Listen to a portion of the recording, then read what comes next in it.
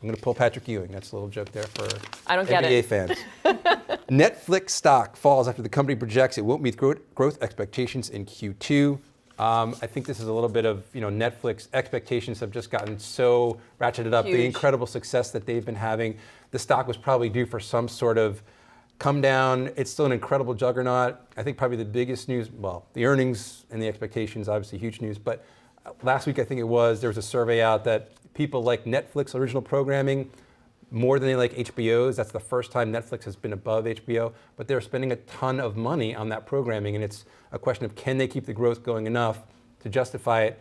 At this moment, people are questioning that, but I think it's hard to question the strategy long term that Netflix has put in place. Right, but they're worried. Does this mean that growth has permanently slowed? And is this a sign of a permanent slowdown? Yeah, I think that's really interesting. I think it's hard to see that. They just expanded into 130 countries.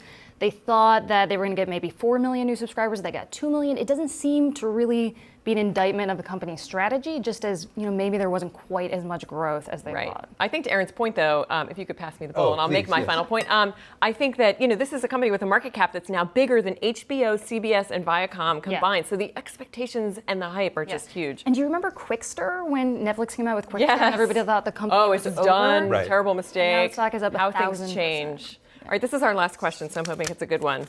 CVS will partner with startup Curbside to launch a pickup service at retail stores. This is CVS kind of getting into, the Uberization of everything. Yes. I don't know, Aaron, what do you think? Yeah, it is the Uberization of everything. I guess this is the way the world is going.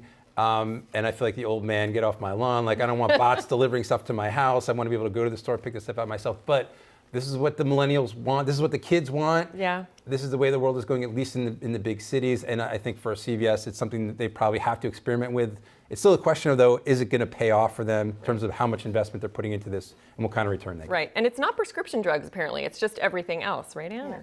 Yeah, and I think so. I think it's interesting. I feel like if I'm going to order groceries online, I'm going to get them from Amazon. And this is sort of an answer to Amazon, but it doesn't seem to really go all the way. And the other thing is, a lot of CVS is you go through the store, you pick up things, maybe you didn't realize you wanted lipstick, you pick it up, and now That happens to me all the time. Right, the I go in there and I think, serendipitous I didn't realize buy. I wanted lipstick, and yet I did. Exactly, all that stuff at the front of the register.